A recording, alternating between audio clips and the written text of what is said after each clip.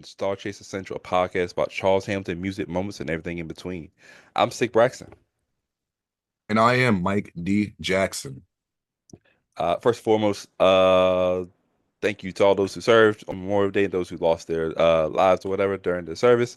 This is when we're recording that, just in case anybody was wondering. But how are you doing, man? Thank you to everyone that has served that, didn't obviously make it back, unfortunately. But we do appreciate it. We're not Soldier Boy over here saying fuck the troops. So definitely has to make sure I said that. You know what I mean?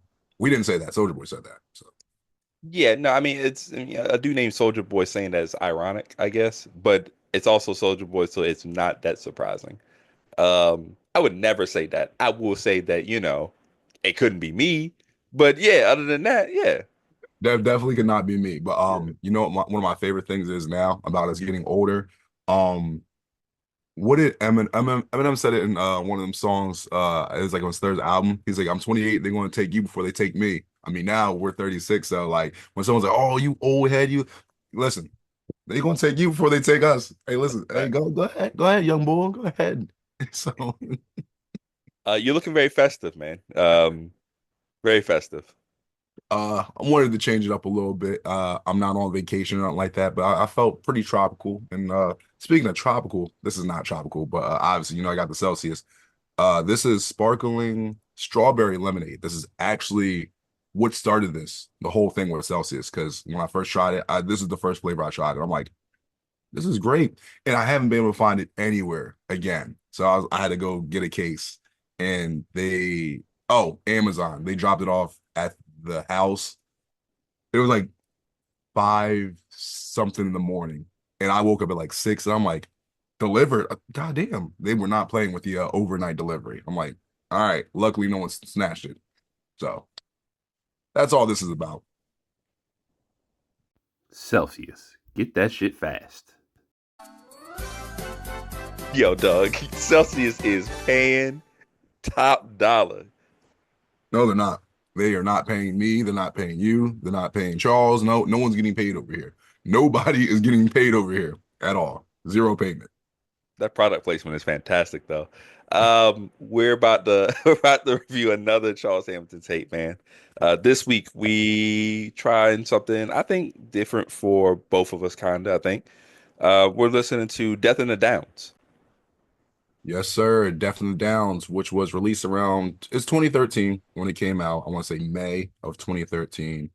Um, Very interesting tape because at this time, 2013, you got people on the fence because you already know how 2012 was. 2013, I think we're getting more people back into the music, but I still think there's some fans that like aren't really sure if they really trust the ear and music of Charles at this point. Because it's like, hey, you got some good 2013 tapes out there, but then there's some other ones that, left more to be desired. So then it's a game of hopscotch at this point now, where it's just like, is this a good one? Is it a bad one? Is this something I'm like?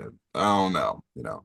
Um, yeah, very interesting. And then the name, Death in the Downs, because I was always confused because of the cover art. I know we'll get to that, but like, there's a 4 on there, but I'm like, this is Death and the Downs. It's not like part 1, part 2, part 3. I'm like, why is there a 4 on there? But you know, Yeah, 2013, I would say. I feel like 2011 was the height of like the real tumultuous era. I think 2012, tail end of 2012, still a mixed bag, but I think you're gaining people back, and I think we're finding a lot of the people who would like that really eclectic, different sound post Interscope era. So I think even if like the OGs weren't necessarily messing with some of the music during this time period, the newer guys were like, "Oh, this is good because this is kind of what I'm looking for in the music." Um, was this your first time listening to the tape?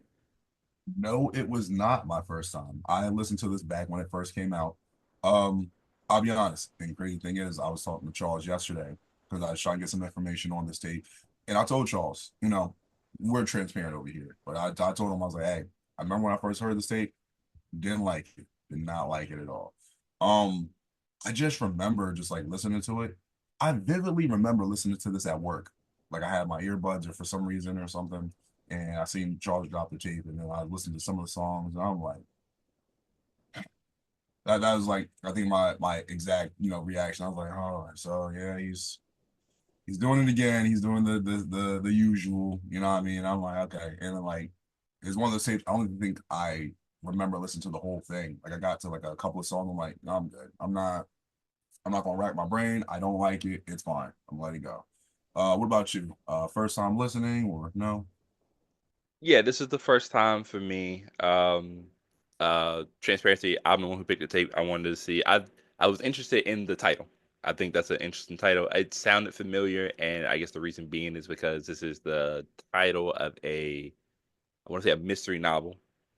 I think the author's name is Simon Brett. And this book came out, I want to say in 2000 and let's see, two. It looks like maybe 2002, 2011, something like that. I was trying to see if it was connected or whatever, and I just want to see if if there was some type of connection with the book and this title and this type. But I guess we can get into that later. But yeah, it's my first time listening. Okay. Speaking of like first times and the you had a good point with the book, definitely downs. Charles didn't mention anything to me about that, but if there is some type of connection, I'm sure he'll let us know in the comments. What he did tell me, of course, we're talking about the art cover.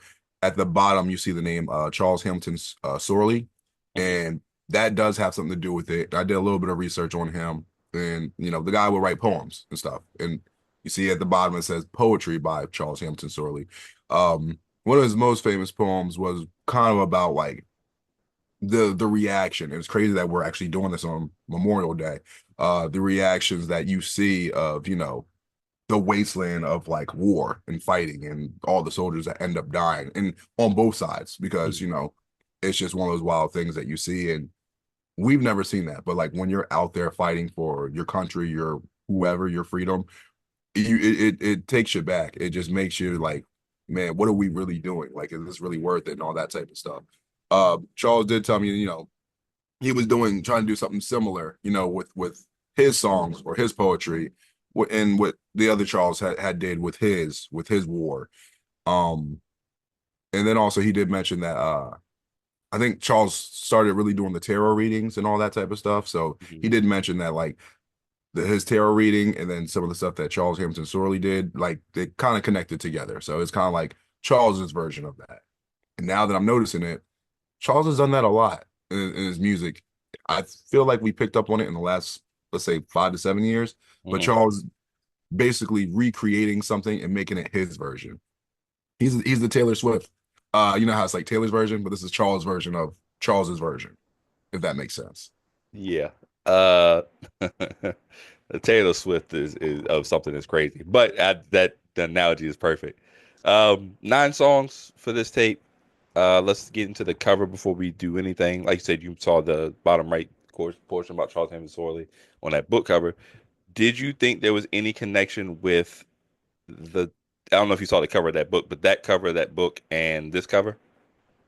I never actually did see the cover of the actual book, but it's one of those things where I know when I first seen the cover of this project, it was just very very odd to me because it's Death in the Downs, and then there's like little drawings. I don't know if Charles drew it or what, but Hmm. I'm like, okay, some of this I know he's dealing with the alchemy and the tarot readings and the carving and stuff like that. So I'm like, okay, I know he's referencing that, but it's just like okay, I don't know what to expect from it.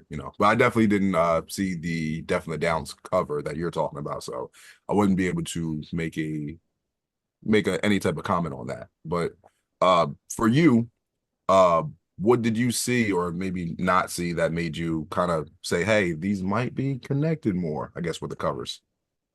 Well, it's interesting because first you have to be able to look at the covers of the books. I would say for the Charles Hamilton Sorley thing, it looks like it has a skyline or the picture of the sky, but there's like soldiers in there in the foreground, kind of walking or whatever. And the color isn't quite like Charles's, but I guess the mood of it is, and it has the same that bottom portion property of Charles Hamilton Sorley at the bottom. Now, if we're talking about the Death on the Downs, by Simon Brett, The color scheme is really similar. That purple or bluish in the background with the sky is similar to what Charles has here in on his cover art. The problem and the confusion comes when it's the drawing on there, right? So that's clearly an upside down. I thought it was a plus sign at first. It's clearly an upside down cross, right? Right. Uh, you got what I can only assume to be Pac-Man right next to it, Again, well, right? maybe the first time, technically the first time, but when we get to some other, so maybe there's been more Pac-Man, imagery in Charles's music than we actually knew. But I remember seeing that. I'm like, why is Pac-Man on here? I, I couldn't tell you. Right, and what does it have to do with this tape? And then like the other thing, the triangle, I'm not sure what that's supposed to represent. I got guesses, maybe like the Illuminati type of situation thing going right there. I don't know. And then the four, can't tell you why the four is there. You know what? I'm going to take a guess, and I'm just going to take a guess. I'm not going to say anything further, but Hmm.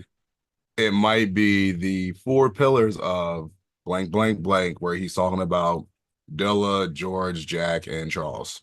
That's the only thing I'm thinking of because when Charles talks about four, he mentions him and these three other people that are very Right. connected. So I'm just gonna say that's what the four is for. 44 fours, motherfucker. I'm not, no, I'm playing, but nah, but seriously, that's my only guess because I'm thinking about that now. And every time I hear Charles say four, he always talks about them. So yeah. Yeah, it's possible. I had two other theories in addition to that. One has to do with a song, but we'll get there in a second because he mentions the number four in a song. But the other one is, again, I don't know for sure, and I feel like there's no connection. But since like Charles connects things that don't always seem like it would, I know there's like a Japanese lore. Um, I just finished a episode of my other podcast, Together We Anime. That's coming out soon, by the way, on ghost stories. And there was this Japanese mythology where there was this ghost that for whatever reason, I think four is like the evil number in Japan. Like it's notated as the evil number. So the ghost would skip the number four. So that was his weakness, was the number four for some reason. So I don't know if that's a tarot thing or if there's like a connection to like a ghost story or similar to that. I don't know. But it's Charles, so you never know what he knows and what he's actually trying to tell you without actually telling you. But yeah, the cover's just it's just odd. Very, very odd. Speaking of odd, I'm gonna make this real quick. I couldn't find too much, but I found a few things. So we're bringing back the segment. You know it, you love it. Maybe not. I don't know. But what did the Star Chasers say? So I only got like three things because I'm like people were still active in 2013 on the Facebook group. So the first one I'll share actually was from 2015. Shout out to Chris Baker. Chris Baker said Death in the Downs and One are slept on. So shout out to Chris Baker. He's the one that did the Star Chaser Lounge. Um, Mr. XB, Xavier Bennett in 2013, he shared Death of the Downs when it was on that piff. So, shout out to XB. Um, and then not a really great review. I'll leave that person's name out, but they said Death in the Downs was not that good. Y'all overhyping it too much. But yeah, so we had some people that felt like, hey, this project might have been slept on or it is good. And then Mhm. yeah, you did have your detractors that are just like that might have felt how I did, where they're like, nah, this ain't it. But Yeah. you know how we are, we review it this year, so we figure out, hey, were we right or did we kind of miss the mark back then? So Yes, sir. And so we start off with BRBs and conflict. so I'm wondering if this is like if the BRB stands for like something else or like the regular like hey be right back like Hmm. when you're texting someone and you could be in like mid argument and saying hey BRB so I'm starting off cold I guess you could say the beat's okay he has that sample the it's a classic sample but I'm honestly then and now not a fan of the song. Charles sounds depressed and sad, and this is like one of my biggest like gripes with Charles's music back then. When you hear me say, "Oh, he's just freestyling, he's just freestyling," but Hmm. now there's no emotion. Like he's not flubbing, but he sounds very monotone, and Hmm. it sounds like he doesn't even want to rap. He doesn't sound like he wants to be in the studio or wherever. Um, it's one of those things where I'm like, maybe this is a song that he shouldn't have recorded, or maybe he shouldn't have recorded on that day. You know what I mean? Like, I'm not saying he had to be all happy-go-lucky with the sound. The song's supposed to be dark, it's supposed to be sad, but like, it's one of those things where I'm like, it sucks the whole energy out the room, and not in a good way. You know what I mean? Um, he mentions in the song the Hamiltonization process was boring, and also to stop taking his lyrics out of content. I'll be honest. I'm gonna say it now. That's not how that works, Charles. Number one, if you say some wild shit like you normally do, especially at this time, what do you expect people to do? You're gonna say Hmm. some wild shit. People are gonna be like, why did he say that? Hmm. Also, I'm going to have to completely disagree when he said the Hamiltonization process was boring. Like, no, fuck no. No, it wasn't. I'm not going to call you a liar, but no. Hmm. Because number one, you came up with the idea. That was your idea. You can't say, oh, it was boring. Now, if Interscope was like, they told him get your buzz up, but they didn't say, oh, this is what you're doing. Follow the script. You Hmm. came up with that. And also you love making music and you drop music very hyperactively. So to say it's boring and then every project had some type of different theme and some type of, you know what I mean? Like that's a very creative idea. It was boring. Totally disagree. Disagree. Maybe you were just in your feelings about it because back then everyone's like, go back to making the music like this music compared to the newer stuff. If that's what you really felt like, okay, cool. But to Hmm. say that, nah. Um, Also, I think there's a difference between putting emotion in a song and being too emotional. Like when there is a sad song like this, I want to be able to feel the emotion and relate to it. I felt like a hostage listening to this because it's just him just being sad. Like he sounds like, yeah, no one cares, so I should just stop rapping, you know. And no one's clapping, no one's snapping. Like that's basically how he sounds in the song. And I'm like, okay, that just makes me want to like not listen. So yeah, not a fan of this song. But I do like the beat though. Beat's fire, but yeah, not a fan. So we're kind of on the same page, except at least as far as how we feel about the song, right? So like, I'm not a fan of the song. Like, I'm not a detractor either. Like, I understand what he was doing. I like the flip. Um, I'm not. It's nothing. I'm gonna be like, oh, I gotta listen to this. It's not gonna blow me away or anything like that. I will push back on the portion about his energy because I think although this song, yeah, probably could have used a little bit more pep, just a little bit more energy, like turn the sliders up, maybe even a five, right? The tape is called Death in the Downs, and for the rest of the tape, I feel like he has a very similar monotone type of rapping.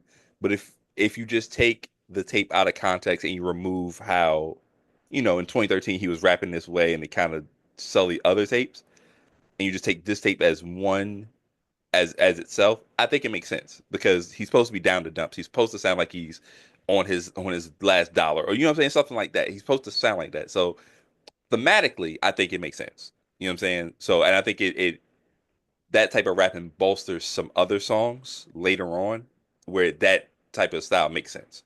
So I like that for this tape, maybe not necessarily this song. So I do understand that point. To the point about Hamiltonization process being boring, and what was the other point he made? I'm sorry. No, stop. Don't take his stuff out of context. Okay, so let's start with that one, right?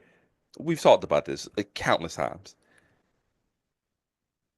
This is kind of why we started the podcast because we were trying to get people to find not only find tapes that were underrated or just given a better shine on other tapes, but also kind of here and there provide some type of context for people as they traverse the thing. Because if you're going without any context, you can't be surprised that people will say, "Well, is he this? Is he that? Did he mean this? Did he mean that?" You don't get to control that narrative when you don't explain things, and or you make things such shrouded in mystery that nobody knows what you're talking about except for you. You don't get that luxury when you do things like that, right? Um, so that's one. Number two, I think that a part of it is what you said, and it's that in 2013, I'm pretty sure he was getting countless go back to making this type of music. I get that. I understand that. The reaction shouldn't have been it was boring or it was bad or anything like that. That's a lie. That's a bold-faced lie. That's how you got your buzz up. That's how a lot of people found you. I get it from an artistic standpoint where some things get so popular and you're trying to veer away from that or you're trying something new, you're on a different path and people keep bringing it up. It starts to get annoying. I think we've seen that with a bunch of artists. I think remember Tyler didn't like some of his older stuff after a while because of that. There was somebody else, somebody real recent that was the same way.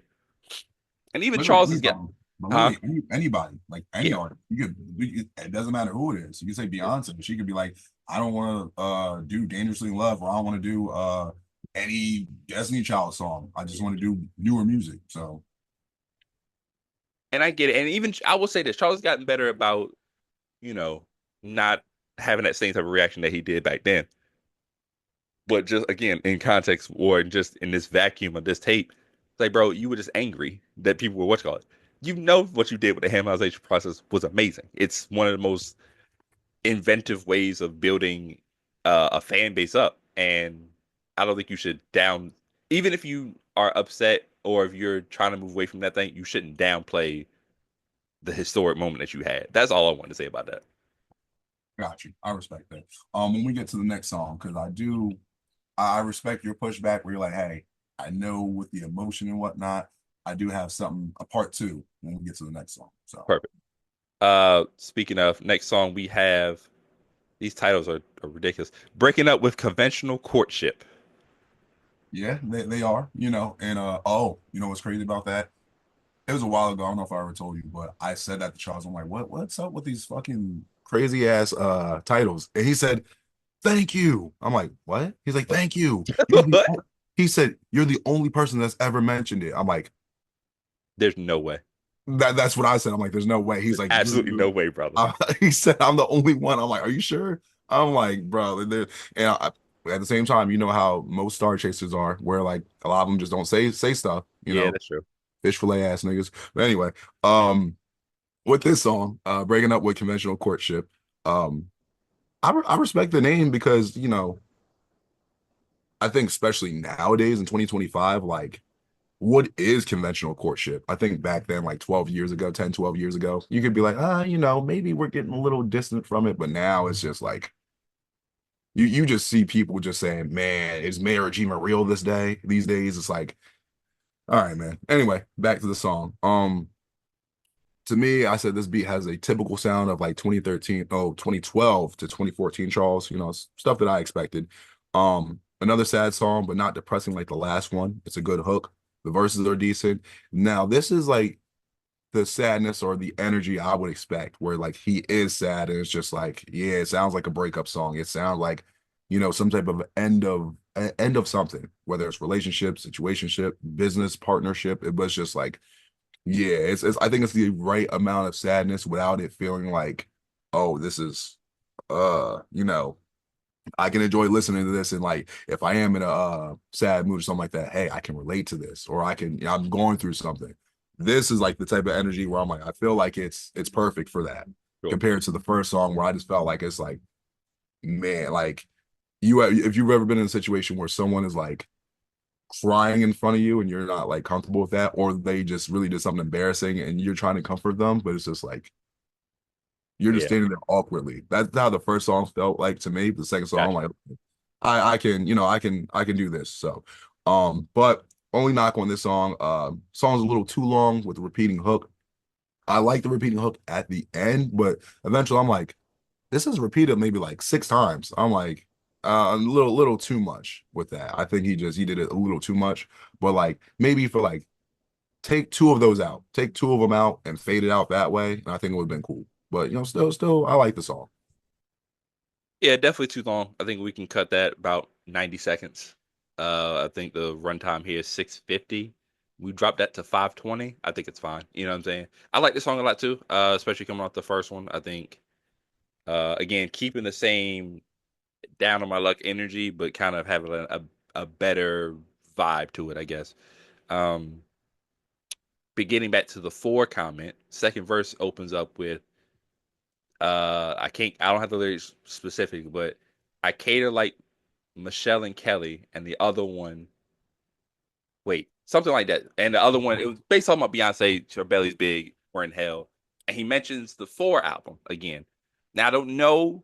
I'm not good at connecting things as well as you or Charles does after he explains it. After 2 days and then he calls you. But the four, I wonder if there's a connection there. I don't know if four definitely means something in something, and considering that he says that we're in hell on that verse, and then he brings up the four. Does four again when you talk about the tarot thing? I think that has something to do with it. I can't figure it out, but there has to be a connection there somewhere. But overall, I think it's a good song, and it's decent. Speaking of the Beyonce thing, right? I remember, oh, because I think he borrowed that line about the stomach being big from Eminem. Wait, hold on. Did that song come out at the time or no? I remember Eminem had a song where it's called No Apologies, and he said Beyonce had a pot belly, and that got backlash because I remember like I don't even think that's crazy. Like number one, like Eminem said some stuff where they said, okay, like the school shooter stuff, they're like, okay, yeah, you can't have that on the album. We gotta mute that or whatever. Hmm. But he said something about Beyonce having a pot belly, and I remember they like reversed Beyonce's name, and I guess she got like upset about it. So they're like, all right, well, we'll reverse that, you know. So I think that he borrowed that line from that, but I can't remember when that song came out. I'm pretty sure that song was already been out by that time. So I think Charles referencing that. Um, the four thing, not now, this is just me being skeptical. What was Beyonce's thing is that one album she had B-Day or whatever, and then it's like the her birthday is like September. No. Something four, something. I remember I want to say September 4th, but that might be Jay-Z's birthday, or I can't remember. But like Jay-Z, Beyonce, Charles, Yeah, Dilla's in there somewhere. There it is. Figured it out. There it is. it's something, but I Yeah. don't I don't have the time nor patience right now to figure it out. Um, we follow up with V8 Splash. V8 Splash, V8 Splash.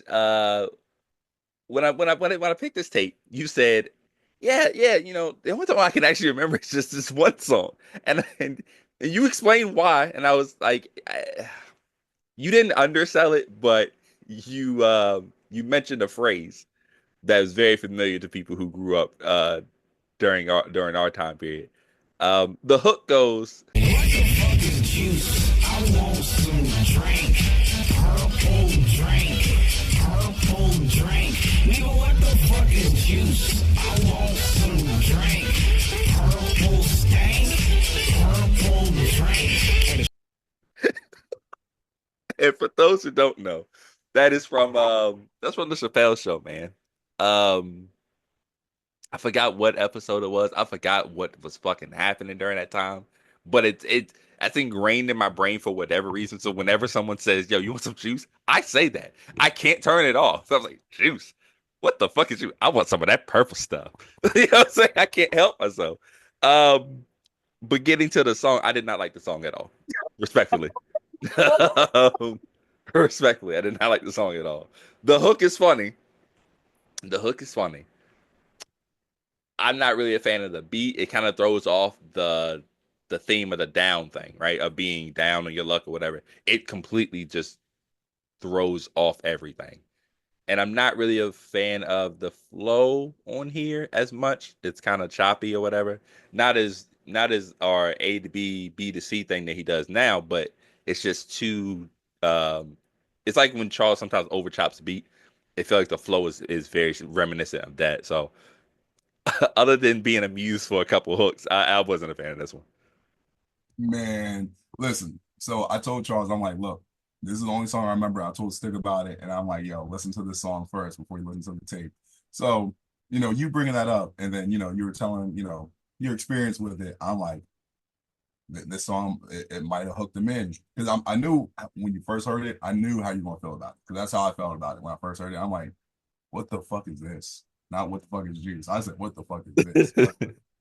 I'm like, yo, I think if he listens to it a couple more times, he might get hooked in. And I'm like, here it is. You're like, I ain't like it. And I'm like, damn. So that's why I laugh. I'm like, damn. Like I thought, like it's like the underdog, like your boy Ron Cena, like, hey, he might get the one against John Cena. No, Nah, he was not winning against John Cena. So not at no, all.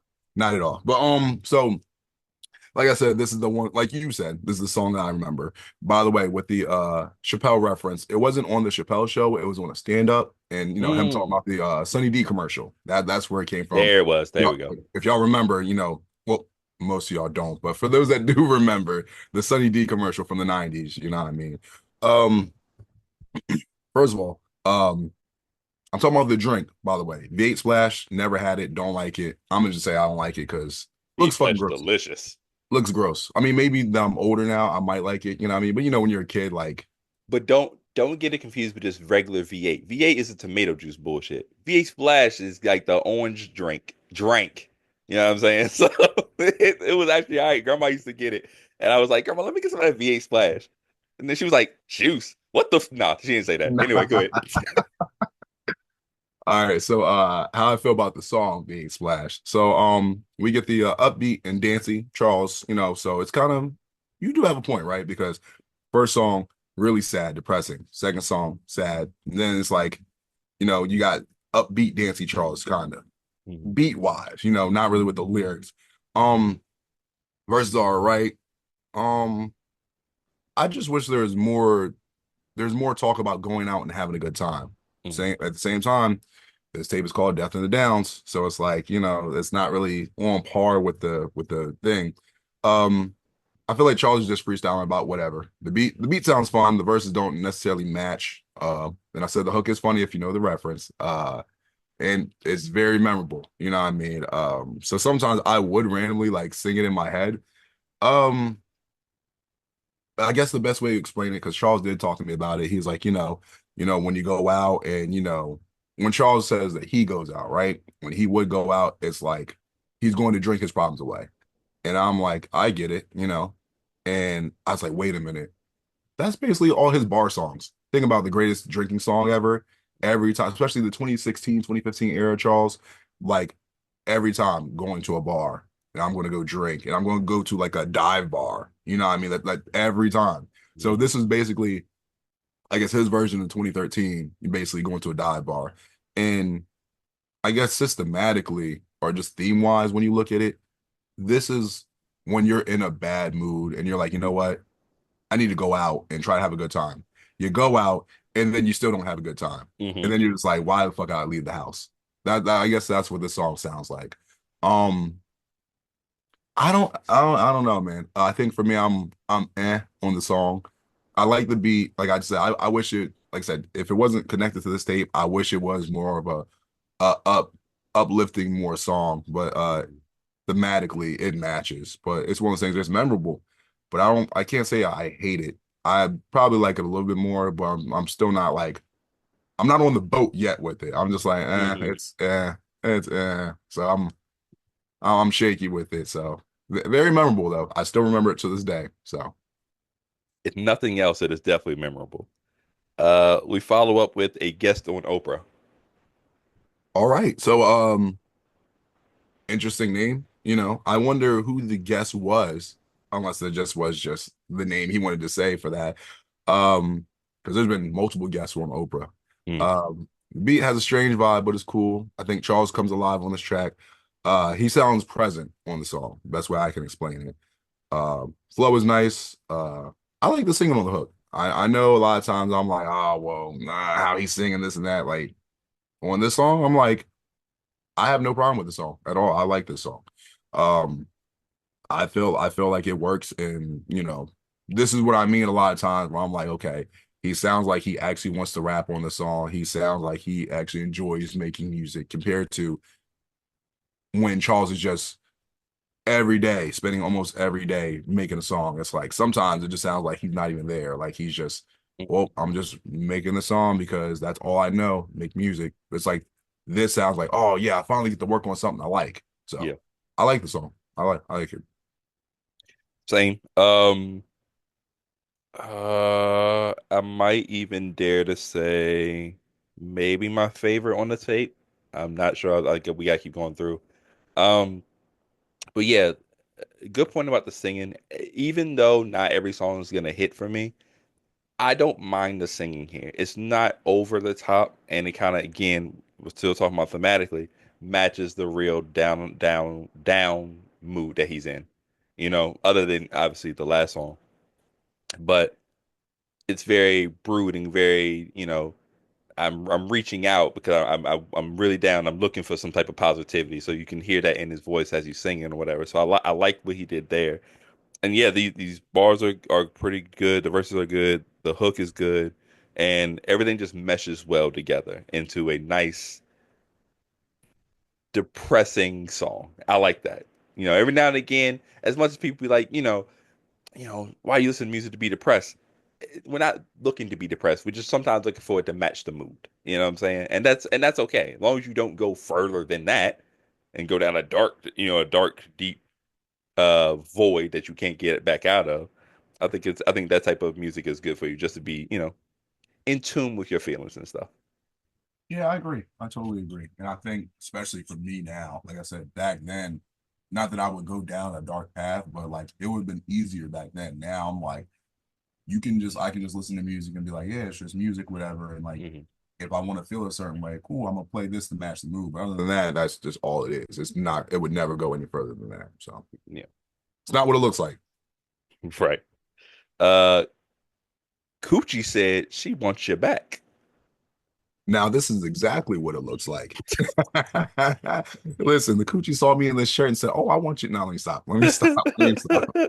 Oh man. So this name, I'm like, this title, I'm like, I wonder who that's about because I feel like you can't just name a song. Coochie says she wants you back, and especially spelled the way it is.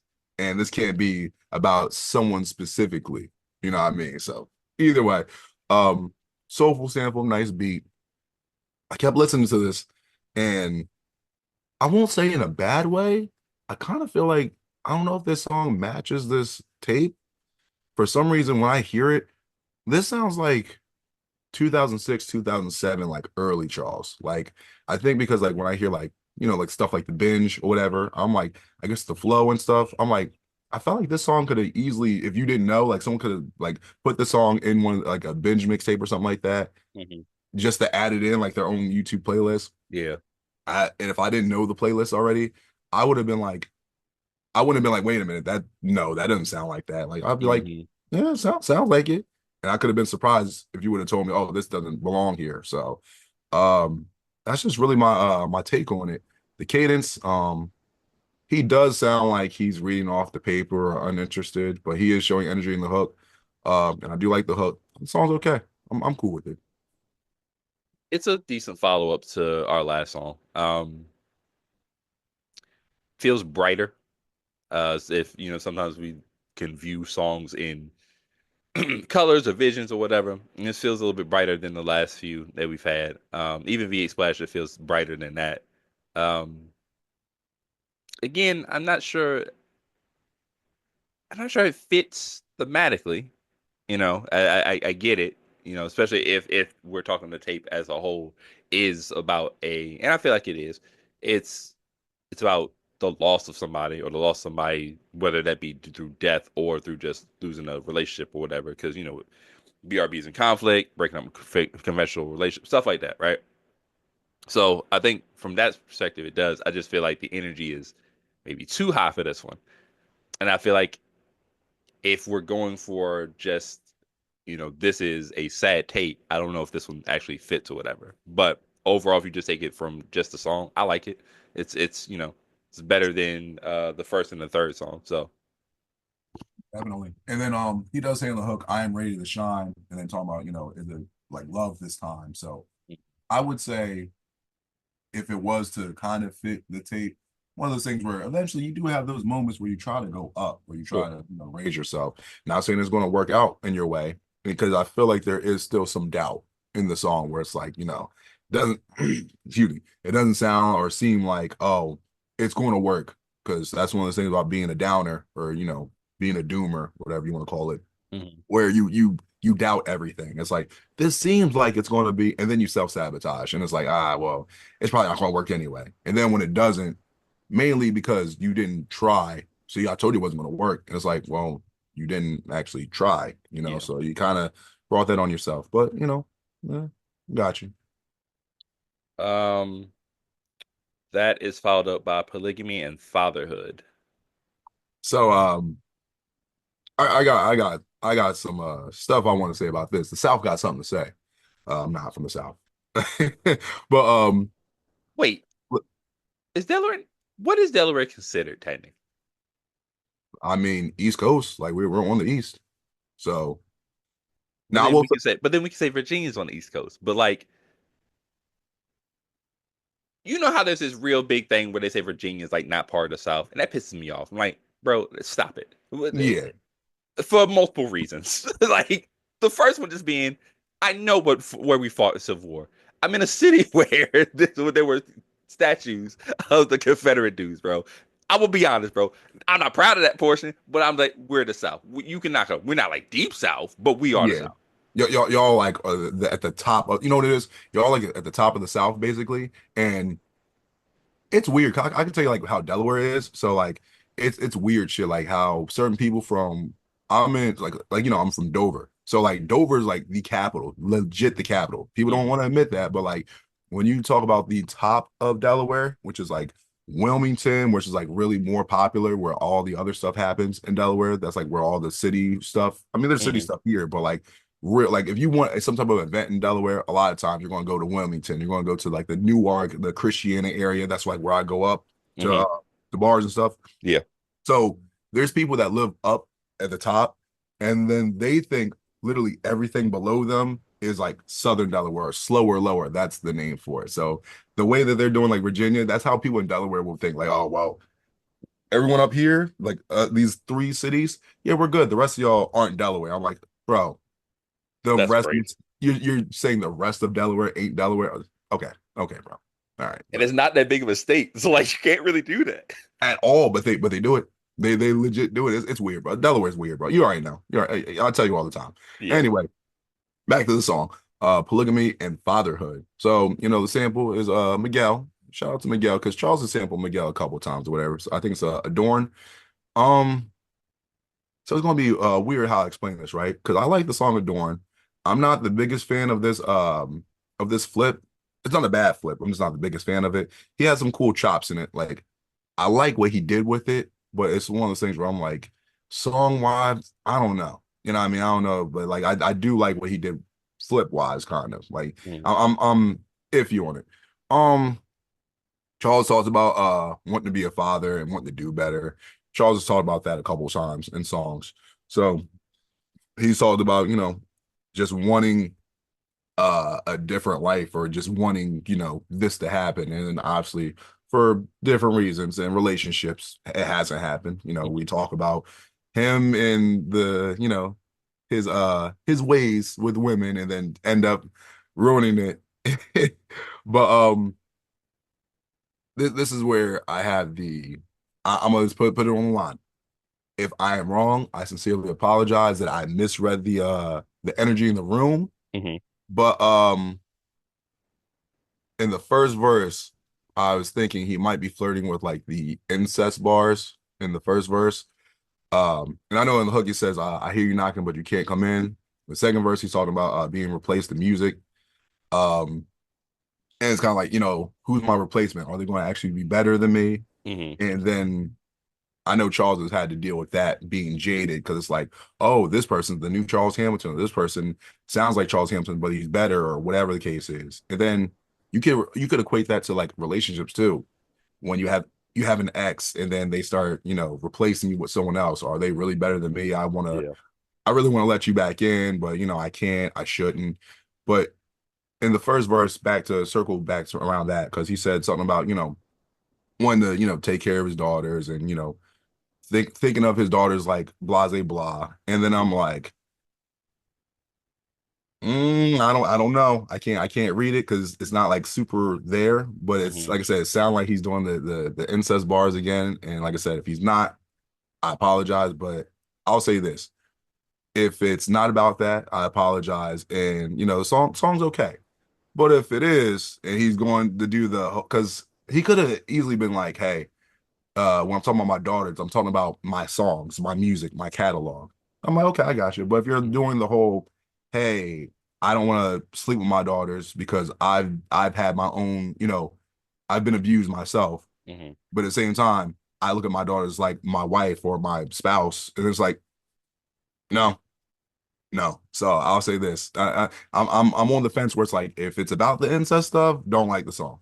Instantly, I'm just going to cut the song and be like, Hmm. no. But if it's not, and you're talking about, hey, your music and your relationship with other stuff, songs, that's okay. But I'm very iffy on it because, like I said, Charles will flirt with that idea and say, hey, I don't want to sleep with my daughters, but the same because I know what's happened to me. At the same time, I look at them this way, and it's like Hmm. you really got to get that checked out, man. Obviously, like I said, when you have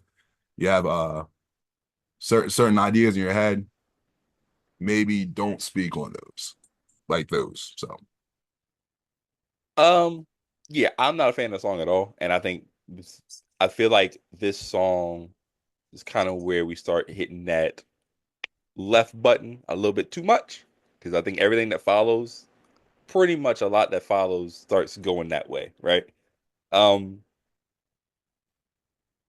it's hard to, and you're doing a good job of kind of shooting him some bail or whatever, and it's a little bit easier because we kind of talked to him a little bit. But at the same time, if we revert back to song number one or song number two, I believe, where we're asked not to take things out of context. Well, again, when you don't provide context or you don't provide the details that we need to be able to come to the correct understanding that you intended, it's not, you can't again dictate how people will take that information. There's a reason that you took that as you took it because we've done tapes before where he said very similar things. And I guess I can't remember. I'm pretty sure he explained it away in the comments or like we talked to him or whatever, and he explained it or whatever. But it's like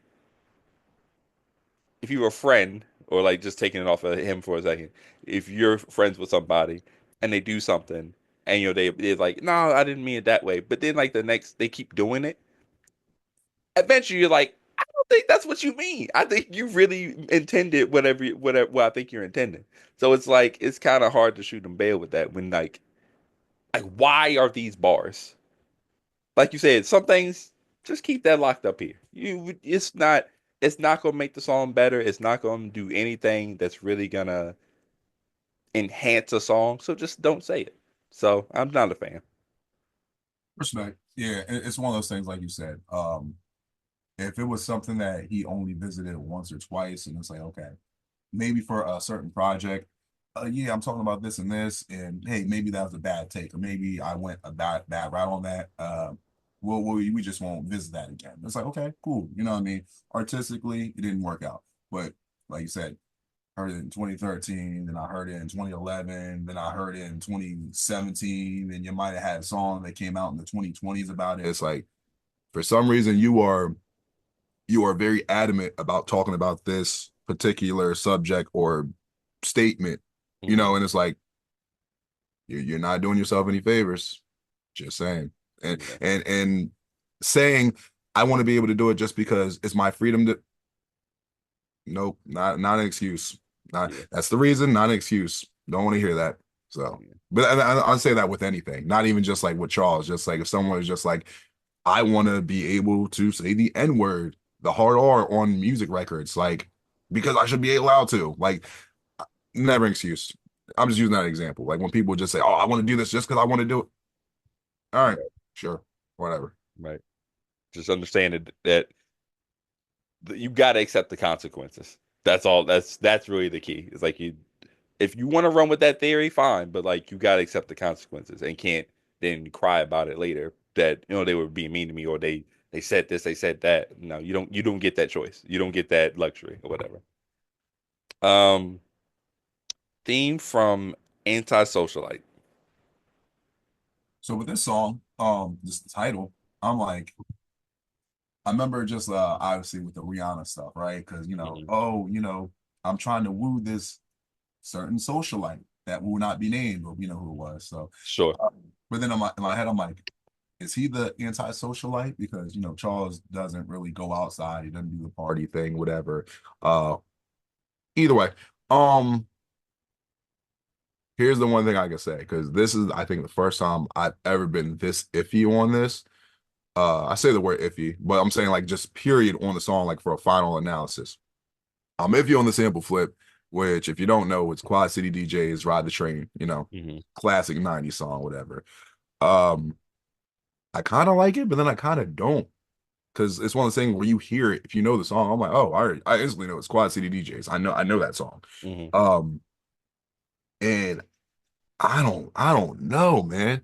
Because I kept listening to it, and I remember there's like certain days I'm like, nah, I'm not feeling the sample flip, and then there's another day or two where I'm like, it's okay. Hmm. But it's like certain days I just go back and forth. I'm like, either it's okay or I don't like it. Um, I will say this: it sounded like he just wanted to throw a beat together, like sample something real quick, and then just freestyle to it. Like I mean, Charles makes beats every day. He's always making something every day. So it literally, to me, it just sounded like he was like, you know what? We're sampling Quad City DJs today. Sampled it. All right, time to freestyle. Time to freestyle the song. Hmm. That's what this song sounds like. Doesn't really sound like it's about anything. Um, and then the hook is random. The ride down East Sinclair with my training wheels, with my training wheel, with my training wheel. If you know what that's from, then y'all don't know where it's from. I'm not even gonna ask y'all. Y'all know shit. Anyway. Uh I'm playing. I'm playing. Because I don't even know where it's from. So I'm talking about myself. Did Mike Jackson just diss himself? Listen, I'm the first rapper to ever diss themselves. Anyway, Soldier Boy's not gonna like that. yo, what's funny? When I was on the phone with Charles yesterday, because I brought up the history of him blacking on his fans, and he said I'm the first rapper to ever diss their own fans. I'm like, nah, that was Soldier Boy.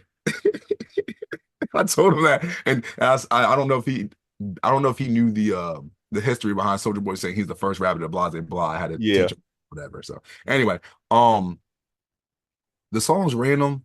Overall, the song, I think the whole song, the beats random, the verses are random, the hooks random, you know what I mean? And I don't think it really works. Like I think it was more of just Charles, like I said, he wanted to throw a beat together, just make something really quick and just freestyle. Like there's no rhyme, there's really no rhyme or reason for it. He just like, yo, fuck, I just want to it's freestyle. And that's how it sounds. So like I said, certain days I'm like, and then other days I'm like, nah. So that's my answer. I don't know. I don't know how I feel about it. It's that random. Yeah, I wasn't a fan of this one either. I would say the way that it's crazy, the way that you did the hook, that's how it sounds to me. It doesn't sound as clear as maybe it could have been. Everything else sounded pretty clear on this tape, and then you get to hear, and it's like, I don't know. What are we doing this for? What does this add to the song itself? Yeah, I can't remember if it's this song, but I want to say it's the next song where he said some very interesting things uh on the songs, and I think that's what I meant when like as we get further closer to the end of the tape, he starts going a little bit left or not even necessarily left, but like he's starting to say things where you like, what does he mean? What did he say? What is he implying? And I feel like as we get further and further, that's kind of where we get um to end this tape. And I think too, it kind of not necessarily moves away from the theme, but again, things are starting to feel more. The mood is just up and down. It's like very inconsistent with what he's trying to do. What I think he was trying to do in the first half of the tape versus what he's doing at the end. So I think its inconsistency right now kind of messed that song up. Like you said, it just felt random. Felt like it felt like a live. It felt like a song he made on live. You know what I'm saying? That's what it felt like. Right. Now I can't remember the exact bar, but I think you're referencing when he says he would be the Lisa Kudrow or something like that. If you're Hmm. talking about that bar, I'm pretty sure it's this song. So Yeah, yeah, yeah. I know what you mean. Just it's just interesting. just especially with his history, with his his childhood as far as what things happened to him, and then we talked about consistently how we're not fans of when he talks about he has very just call it what it is. He has some very homophobic bars at times, right? But then like says certain things like this, and you're like, what are we doing? Like, what's the tightrope of the game that we're playing currently? And it's always just very confusing. You never know um what he means. And again, it's just that again going back again, the context thing. When you don't have context, you're just left in the dark and you're left with more questions than answers. And that's just what this song gave me, more questions than answers. Yeah. Um Love the title of this one though. Waiting for Old Grim Reaper. I've got two tattooed on me right now. Plan on getting the third.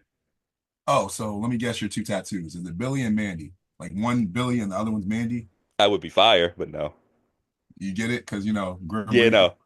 Oh. So some people don't understand that either, which it blows my mind. Oh my God. You know what? I'm upset that I even said that because I'm like, why would they? I forgot. Never mind. Yeah, Never yeah. mind. All right. So with this song, I said the beat's cool. But I'm really feeling the vibe and flow with the verses. Charles in the pocket. Hook is but I said the verses and the flow save the song. Like it's very there's sometimes where I'll say, oh, sometimes I really stick with the song because of the hook. And because like Charles is sometimes there on his verse and sometimes he's not because he's freestyling or writing in his head. But with this one, I'm like, hey, I'm not really a fan of the hook, but the verses and the flow is what kept me listening. You know what I mean? So that's sometimes that's rare because the hook is what keeps you. That's what it's supposed to. It's not supposed to scare you away or make you go away. But for me, I'm like, it's the opposite. So I'm like, okay, it's cool. I'm all right with it. This song is fine. I kind of felt like when I was doing my second listen, or my listen before we did this tape or this review, it felt like the last few songs kind of bled together. But this one made me sit up and be like, what's the name of the song? That way I can kind of have an idea of what I want to say. I like this one. This is cool. I almost want no, I rephrase. I wanted this probably to be the last song in the tape. I think this would have been a better closer, or maybe I just like the song more. Um, but yeah, it's a decent song, and like I said, the verses are good. Charles is actually flowing. Still some iffy things said on the what you call it, but at this point, it's like you know what you're getting with Charles, so I kind of overlook it and just keep moving on. Yeah, it's a reminder that we're listening to 2013 music. You know what I mean? Yep. It's one of those things where that type of stuff I kind of like nip in the bud because obviously I was there back then when, stuff like that was said. Hmm. And it wasn't as big of a deal. But it's one of those things we still have to like understand, notice, and acknowledge like now where it's like, yeah, that type of stuff it wasn't the greatest, but we know what it's like. It's I put it in a little bit of a different category. Like if he was saying that now, 2025, doing that in the song, it's like, come on, man, you know better. Yeah. And people said that before, but for me, I don't harp on it as much because I'm like, it's like 12 years ago. You know what I Sure. mean? So I'm like, Yep. and I know you're like that too. So. We finish off with Sweet Love Hangover. It just felt flat to me. I just I, I don't know how to explain it. I just feel like I guess I wanted more from the closure. I feel like we probably could have either taken, like I said, do the last song as the last song, or kind of rearrange how we wanted to end it here. I mean I get it thematically, but I don't know. I just wasn't a fan of how it ended. It felt weird ending it here. I don't know how to further explain it. It just felt flat for me. Funny because it's one of the few times where it happens where we disagree. I said this is the best song to end the tape with. For Okay. me, out of all the songs, I'm like, if I had to pick an ender, this would have been it. So I was cool with it. So the hook was really nice. I like the beat. Verses are cool. Charles had some energy on the track. Mhm. So for me, I'm like, I'm cool with it. So Yeah. I really didn't have too much to say about it, but I was like, yeah, I think this should have ended the track or ended the project. So yeah. Uh, My students, specifically teachers, listen to the speakers. If the speakers can't capture it, then imagine it. Charles Hamilton is back, and I'm straight lacerating. I get high from love. No one wanna pass it. So I'm coming down from love to the one you want. The game got handlebars, and I'm holding on. before we review, do you have anything else about this tape? No, I do not. Pretty much anything that I didn't say, like I said, I asked Charles some things, but I know he could fill in more in detail. Like I said, especially with the tarot reading, and then also let's say some of the stuff we don't know, like with the cover and Mhm. Pac-Man being on the cover, or Miss Pac-Man. You know what I mean? I don't want to, I want to Yeah, be disrespectful, and it's like, hey, just because she didn't have her wig on that day, you never know. that's I, true. I don't know what's going on. It might be a Miss Doubtfire type of deal. You know what I mean? I'm Very could be, could be. Is Charles Pac-Man? I don't know. or pack person. We don't want to gender Oh identify. yeah, You yeah, gotta yeah, be, yeah. gotta be. Yeah, we're They very got we're very inclusive on this podcast, but we don't play no games. yeah. But we do play games like Pac-Man and whatnot. I haven't played it in forever, but you know what? Last time I did play Pac-Man, Pac-Man 99. That's the last time I played it. It was on Switch. What is that though? So Pac-Man 99. I don't know if you did you ever hear of Tetris 99? You remember Yeah. that? So you know how it's like, hey, you're playing Tetris, but you're playing with like 99 other people, and then like Oh, okay. so Pac-Man 99 was kind of similar where it's like, hey, you're playing Pac-Man, but everyone else is playing Pac-Man. So like if I get a bunch of ghosts like and knock them off my screen, I add them to your screen and someone else's screen and someone else's screen. So yeah, it's a Oh, weird battle royale of Pac-Man where we're all playing Pac-Man and then you're adding stuff to other people's. Yeah, it was weird. It was cool, but at the same time, I'm like, yeah. it'd be something I'd try. Just to kind of get the experience to play. That sounds pretty cool, I guess. Yeah, it is cool where it's like you first play it, it's like, oh yeah, but you wouldn't play it multiple times. You'd be like, yeah, it was cool just to check it out. Like Yeah. it wasn't as good as the Mario 99 or whatever they had. Like the Mario 99, that was actually like fire. Like you're playing Mario, but then everyone else is playing it too. And then you're on level 1-1 and fucking somehow there's like three Bowsers. It's like Yeah, that was crazy. But anyway. that's cool. But we did just listen to Death and the Downs in 2025. So let us know how you're gonna review it, the pros and cons, and the character rating you are gonna give it today, Mike. So normally I have this stuff written down because obviously I take my notes and everything, but I'm gonna freestyle this one. I'm gonna do this off the top. So in essence of Charles, a la Charles. Yeah. So for me, like I said, when I first heard this tape back in like 2013, wasn't a fan of it, wasn't really feeling it. I was like, this is the usual. And sometimes I wonder when I end up, feeling a little bit differently about a tape, is it because there's been other tapes I dislike more, or is it because Mhm. I'm like, hey, I actually do like this a little bit better? Um, I can easily say right now, I'm not giving this a Robotnik. I do like this tape more when I hear it now. Mhm. There's definitely some glaring issues. Like I said, the first song wasn't a fan of it all.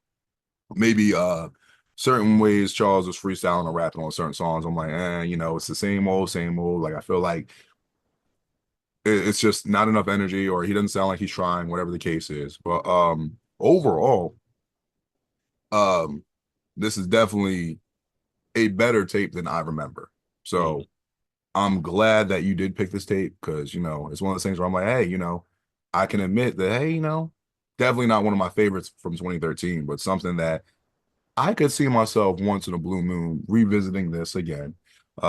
This tape has some good points. It has some highlights. It has some low lights. Not as low as Angel Reese, but we're gonna talk about that. So it has some highs and some lows. So I can give this a knuckles. There's some songs on here that I kind of vibe with, some other ones I don't, but overall better than I remember. So gets a knuckles. There's no way we're the podcast that does an Angel Reese joke. That's terrible. That's such lowbrow. Oh man. Yeah, I'll say this. But this isn't the worst thing I've heard. And there have been plenty of tapes where I was like, I would never listen to this again in full. as we continue to move further in these episodes, I do kind of look back at our at some of the reviews and some of the ratings that we given. And I know you're very steadfast. You're like, this is one. I think there are some. I think it's more so the ones that are high, like Sonic, even Tails, is like those are probably locked in. There are some in like Robotnik that I'd be like comparing it to some of the other tapes that I've heard. I'm like, I would probably at the very least bump it up one. Or if I'm gonna say, hey, this is still a Robotnik, but like it's further in the front. Like it's closer to being a mecha than what you call it. And this is kind of where I'm at with this tape, where thematically, I like what he did. I like the whole I'm down on my luck and the vibes for the most part match it. It's just that I don't necessarily love the music. Some of the music is okay. I like some of the music. I don't love any of the music. Um I think I'm gonna go Mecha Sonic because there's some okay things here, but I think he's probably done this type of tape better at another point. And we just either we I can't think of it off the top of my head, or we'll run into it later. Probably even 2013, honestly, a tape from that time period. But yeah, it wasn't terrible. It's just there, I guess, would be what I normally say. It's just there. Like if you run across it, I wouldn't be like, oh, go visit this first. But if you run across it, give it a listen and see what you feel about it. Because that's really what we do this podcast for, is to bring light to some tapes that maybe you haven't heard before, and for y'all to comment on it. Definitely. And to speak on the Robotnik thing, right? Because I know I talked to Charles about it. I said, hey, with I can't speak for you. I'll just speak for myself. Like, well, tapes that I've given Robotnik, like I said, if it's not for me, it's not for me. I don't like it. We talked about the last episode, you know what I mean, with Showtime with Apollo, Mhm. the audio. That's why that one got a Robotnik. So Sure. I'm like, there's specific reasons why, certain tapes have gotten Robotnik. If, like, if it's not for me, it's not for me. If I didn't like the quality of the audio and it was that bad audio wise, then yeah, I can't listen to it. That's getting a Robotnik. When we talked about NHF. NHF talking about the incest and disturbing, really left images. That's disgusting. I don't want to hear that. That's getting Robotnik. Yep. But when we talk about, let's say, like a Megasonic, because that rating is, hey, it's there, but there's definitely something better. You know what I mean? And I think that's when we run across, let's say, like when we get to the Knuckles and Megasonic, because they're Hmm. they're almost close in like how they're rated, but they are different. There is a difference Yeah. because a lot of times with Charles, I think that's what he ends up running into, or Sonic running into. Like he runs into a Knuckles basically, Yeah. or a Mecha Sonic, because what Charles decided to make his music the way he does, where he's like, I'm going to write in my head, I'm going to freestyle. We talk about what he does with his lives. It's like, yeah, he's making music at a fast pace, but like it's a blur sometimes. So Mhm. some songs just blur into each other and they sound the same, or they don't have anything that catches you. Like V8 Splash. Not your favorite song, but you're like, hey, I remember it. There's been way too many times Charles makes music and then there's not something catchy, there's not something funny, not something interesting. It's just like, yeah, he just made a song. Hmm. And then think about your favorite Charles songs. You remember a bar from it, you remember a hook from it, Yep. but when Charles doesn't make anything memorable about it, he's just making music, then it's just like, what else can you give it? Because it's just like, okay, it's there. It's hey, it has its ups and downs, or there's better, Yep. So just wanted to give my little 2 cents on that real quick. So, Yeah. I think we both stand behind a lot of what we do. I think just especially at the time that we record them. I think as we get further down, I do look back and be like, comparatively, I'm like, I would listen to something like tape X here over what we just listened to now. So it's just one of those things. Again, I think eventually I may do like a redux. I don't know how you would feel about it, but I might just do like something on the side and be like, yeah, I'd probably move this up or whatever. But more importantly, let us know how you feel about Death in the Downs, man. How you feel about the theme of just being down on your luck. Tell us more what you think about the cover and how you feel about the tape overall. You can do that over on StarCHaser Central YouTube.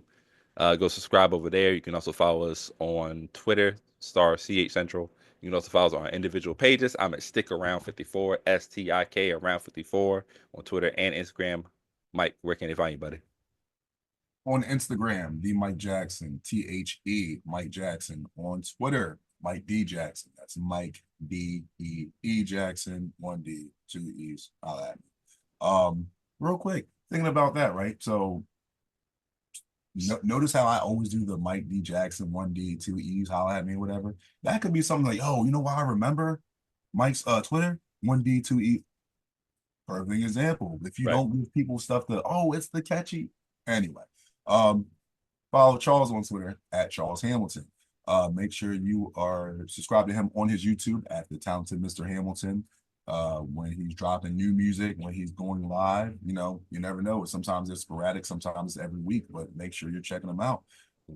Last but not least, make sure that he's doing more of the blogging a little bit more now. So make sure if you're not in tune, check out the blog, enterthehamilton.blogspot.com. There it is. Be sure to let us know what you want us to listen to next. Um, you know, sometimes we notice that there's a high number of comments on the videos, and there are other times where, it's not as much. If you want to take to be reviewed, something that y'all actually come and listen to and comment and engage with us for, let us know. Like I said, we're still taking, requests. There are plenty of tapes, bro, that we have not done yet. So let us know what you want us to listen to. More importantly, when the episodes do drop, engage with the comment section. Do what you do, and we'll go from there. Mike, you have anything for the people before we head out? Yeah, just the usual. Like, thank you guys for checking out another episode. Whether you're watching, listening, we appreciate it. We appreciate the comments that we do get on the episodes, either in the Discord or just on the channel itself. But like Stick said, if there's a episode, or a project that we haven't covered yet and you want us to cover it, say it. Tell us, whether it's on social media, whether it's on the channel, like tell us, because we've done 80 something episodes. You know what I mean? That's a lot of episodes, but there's a lot more Charles Hamilton tapes. And I know there's some projects that some of you guys will say, oh, I like listening to this, but you haven't requested it. If you don't request it, we're not going to review it. Or we won't review it until, I don't know, till episode 200 if we ever get there. You know what I mean? Not saying we won't, but you could easily just be at the front of the line. Like this, it's like a reservation. And right now, like we're not full with anything. So request something, So, but regardless, we appreciate y'all as always, So thank you. For sure. We're logging out of the StarCHaser Central podcast, man, where we always encourage you to follow your dreams and reach for the stars. I want some drink, purple drink.